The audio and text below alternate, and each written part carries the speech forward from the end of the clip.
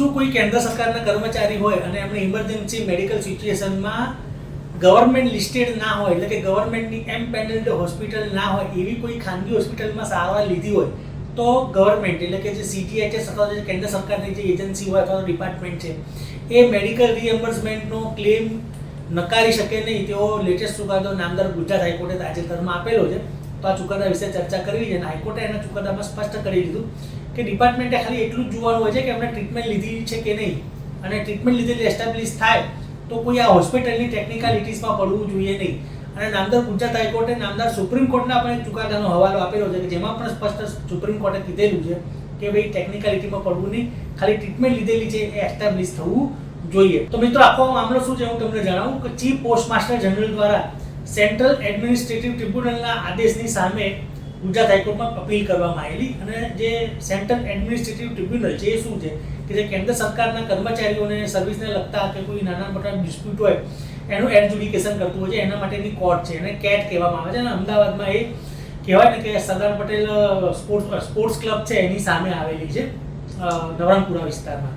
તો કેટ દ્વારા કર્મચારીની તરફેણમાં આદેશ આપવામાં આવેલો. તો આખો મામલો શું છે એ તમને હું ફરી વખત સમજાવું. તો મામલો એવો છે કે ભાઈ એક જે કર્મચારી છે એમને અચાનક જ તે છાતીમાં દુખાવો થયો હતો અને છાતીમાં દુખાવો થયો એટલે સિવિયર ચેસ્ટ પેઇન હતું. એટલા માટે એમના જે રિલેટિવ્સ હતા એ એમને નજીકની હોસ્પિટલમાં લઈ ગયા.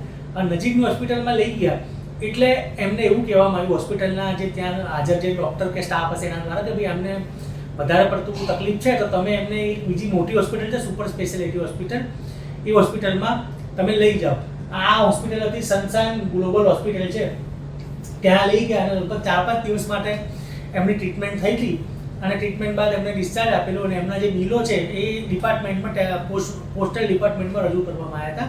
પણ પોસ્ટલ ડિપાર્ટમેન્ટે આ મેડિકલ બિલનું રિએમ્બર્સમેન્ટ એટલે કે એમણે જે પૈસા ખર્ચેલા હતા એ પૈસાનું રિએમ્બર્સ કરીને આપવાનો ઇનકાર કરી દીધો હતો મેડિક્લેમના હેઠળમાં, મેડિક્લેમની સ્કીમમાં. એટલા માટે એમને કેન્દ્ર સરકારના કર્મચારીઓની જે કોર્ટ કહેવાય સર્વિસ કોર્ટ કે સેન્ટ્રલ એડમિનિસ્ટ્રેટિવ ટ્રિબ્યુનલ કેટમાં એમણે પિટિશન કરી હતી. અને કેટ દ્વારા નામદાર સુપ્રીમ કોર્ટને ચુકાદો છે અને એ કેસ છે Shivkant Jha versus union of India. એ કેસના ચુકાદાના આધારે કેટે આ કર્મચારીની તરફેણમાં ચુકાદો આપ્યો હતો અને કીધું હતું કે ભાઈ આ જે ડિપાર્ટમેન્ટ છે એ એમને રિએમ્બર્સમેન્ટ આપે, એટલે એનો જે ખર્ચો છે એ આપી દે. અને એના હાઈકોર્ટે પણ ચુકાદાનો હવાલો આપ્યો છે. અને હાઈકોર્ટે એવું કીધું છે કે ભાઈ કેટ દ્વારા જે અભિપ્રાય આપવામાં આવ્યો છે એકદમ સ્પષ્ટ અભિપ્રાય છે. કારણ કે કોઈ ઇમરજન્સી સિચ્યુએશન હોય, ઇમરજન્સી મેડિકલ સિચ્યુએશન હોય ત્યારે એમ્પ્લોય છે કોઈ નિયરેસ્ટ હોસ્પિટલમાં લઈ જવા માટે એને હક છે, જઈ શકે છે. એટલે કોર્ટે આમાં શું કીધું હું તમને કહું.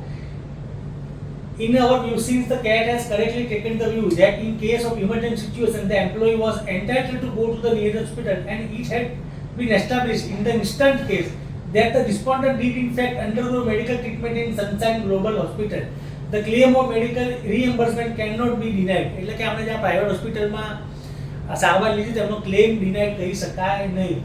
Furthermore, the CAT has directed the petitioner to consider the claim of reimbursement only as per the rates preferred in the office memorandum dated so and not as per the actual bill raised by the hospital. એટલે કેટે એવું observe કરેલું છે કે હોસ્પિટલને જે પૈસા કીધા એ બધા પૈસા નથી આપી દેવાના, પણ કેન્દ્ર સરકારે જે એમના ઓફિસ મેમોરેન્ડમ હોય એટલે કે એમના જે રૂલ્સ હોય એ રૂલમાં જે પ્રકારના રેટ્સ નક્કી કર્યા છે એ રેટ મુજબ આપવાની વાત કરેલી છે. એટલે કેટ દ્વારા કશું ખોટું કહેવામાં આવ્યું નથી.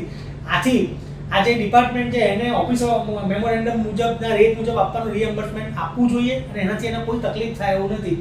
એટલા માટે આ જે પણ ઓર્ડર કર્યો છે કેટ દ્વારા એ કોર્ટને એલાઉ કરવામાં આવે છે અને આ જે અરજદાર જે એમ્પ્લોય છે એને રિએમ્બર્સમેન્ટ કરી આપવું એવો હાઈકોર્ટે આદેશ કરેલો છે. તો મિત્રો મૂળ આ કેસનાથી એવું સાબિત થાય છે કે ભાઈ કોઈ ગવર્મેન્ટ એમ્પ્લોય હોય એનું મેડિકલ ઇમરજન્સી સિચ્યુએશનમાં એ કોઈ પણ હોસ્પિટલમાં સારવાર લઈ શકે છે અને એ સારવાર છે ખાલી સારવાર લીધેલું સાબિત ખાલી કરવાનું છે, ટ્રીટમેન્ટ લીધેલું સાબિત થવું જોઈએ. એમાં ડૉક્ટરોના ને બધા નામદાર સુપ્રીમ કોર્ટના હુકમ ડૉક્ટરનું ટ્રીટમેન્ટના બધા સર્ટિફિકેટ હોય અને સાબિત થાય કે ટ્રીટમેન્ટ લીધી છે તો આવી ટેકનિકાલિટીમાં પડ્યા વગર તમારે એનું મેડિકલ રિએમ્બર્સમેન્ટ કરી આપવું જોઈએ. નહીં કે તમારે અમારા ગવર્મેન્ટ એમ્પેનલ્ડ અથવા તો ગવર્મેન્ટ હોસ્પિટલમાં જ સારવાર કરાવી એવું આગ્રહ રાખી શકાય નહીં, એવું આ હાઈકોર્ટનો ચુકાદો કહી રહ્યો છે. તો મિત્રો આ બહુ મહત્વનો ચુકાદો છે. બાકી તમારે પણ જો આવું કોઈ હકીકત હોય તો તમે તમારા ઓળખીતા એડવોકેટની સલાહ લઈને આગળ વધી શકો છો.